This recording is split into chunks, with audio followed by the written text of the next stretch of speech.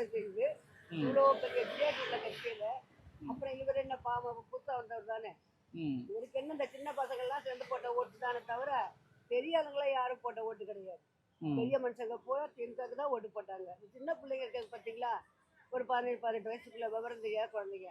அதுங்கெல்லாம் வந்து கட்சி நடந்தது நம்ம அண்ணன் விஜய் அண்ணா விஜயன்னு சொல்லி போட்டுருச்சுங்க. அவரும் ஜெயிச்சிட்டாரு. இனி அதை பற்றி பேசி பிரயோஜனம் இல்லை. ஆனாலும் உங்களுக்கு வந்து அவரோட வெற்றியை விட அவருக்கு ஆளுநர் செய்யறதை விட அது பாஜக செய்யறதை விட திமுக வந்துடக்கூடாதுங்கிறது தான் அவங்க கண்ணு கட்டுமா இருக்காங்க.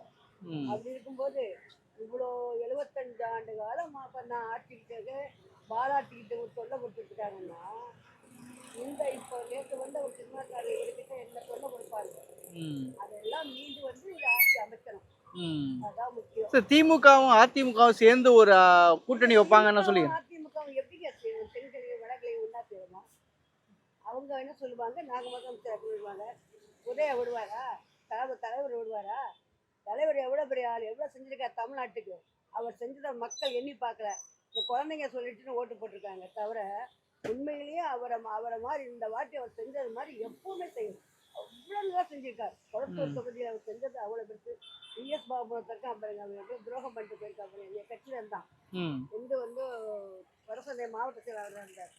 பலராமண்ணனுக்கு அப்புறம் ஒரு எலெக்ஷன் வந்தது. அந்த எலெக்ஷன்ல தளபதியை விட்டுட்டு ஓட்டாரு.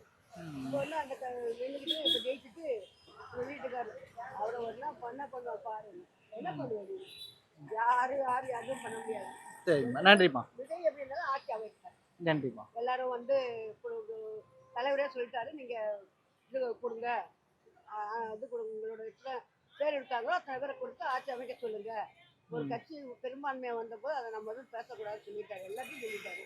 அதனால தான் எல்லாரும் இருக்காங்க. ஆனா காங்கிரஸ் முதுகுல குத்திட்டு போனான். அவனை விடுங்க, அந்த கட்சி இனிமே உள்பட போட்டே கிடையாது. அதை விட்டுருங்க. அது போக பாக்கி எல்லா கட்சியும் தலைவரை கேட்டுதான் போய் ஆதரவு கொடுத்துருக்காங்க. அதனால பெரும்பான்மையோட அவரு ஆட்சி அமைக்க